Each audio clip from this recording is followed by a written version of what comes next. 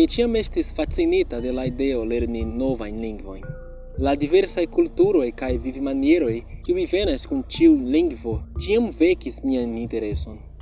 Do, kiam mi malkovris Esperanton, mi tuj scivolis. Esperanto estas konstruita lingvo, kreita fine de la 1800-aj jaroj, kun la celo antaŭenigi internacian komunikadon kaj komprenadon. Mi estis avida lerni pli pri ĉi tiu unika lingvo kaj komencis studi ĝian gramatikon kaj vortprovizon. Komence la lingvo estis malfacila, sed mi trovis min pli kaj pli absorbiĝinta en ĝi. Mi pasigadis horojn legante gramatiklibrojn kaj ekzercante mian prononcon. Mia celo estis regi Esperanton, kaj mi decidis fari tion. Sed baldaŭ mia obsedo fariĝis teruro.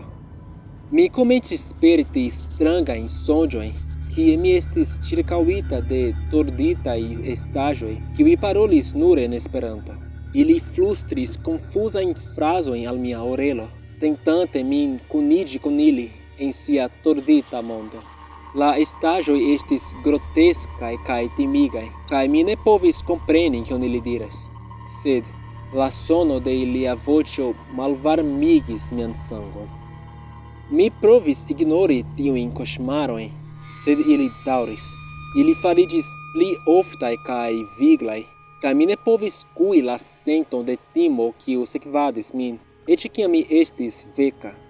Mi sciis ke se mi ne ĉesigos mian obsedon pri Esperanto, mi estos perdita por ĉi tiuj demonoj por ĉiam. Mi provis ĉesi studi la lingvon, sed estis tro malfrue. La estaĵoj tenis min, kaj mi ne povis eskapi de ili. Mi estis kaptita de senfina ciklo de teruro, kaj mi sciis ke mi neniam kapablos liberiĝi.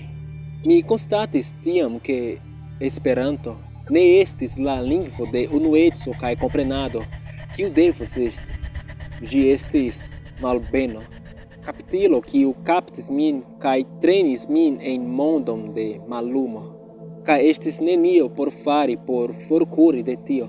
Mi sentis kvazaŭ mi estis konsumata de la lingvo, kaj estis senpova haltigi ĝin.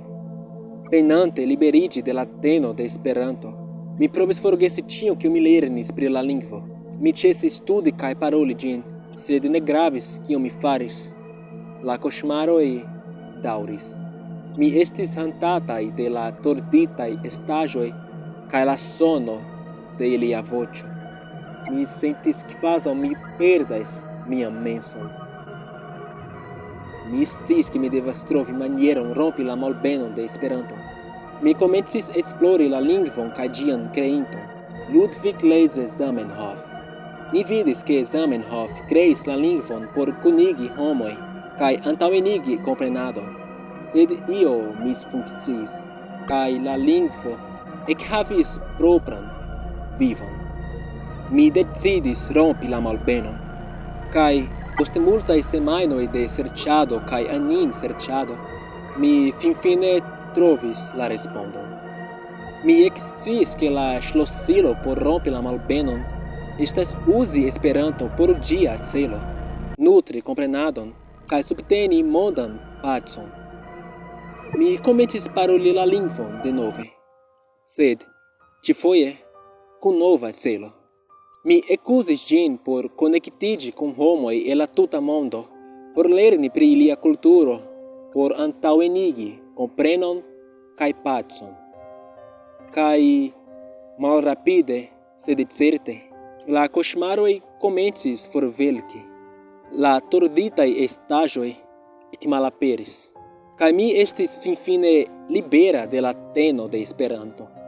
Mi rimarkis ke ne la lingvo mem estis malbenita, sed la maniero kiel mi aliris al ĝi.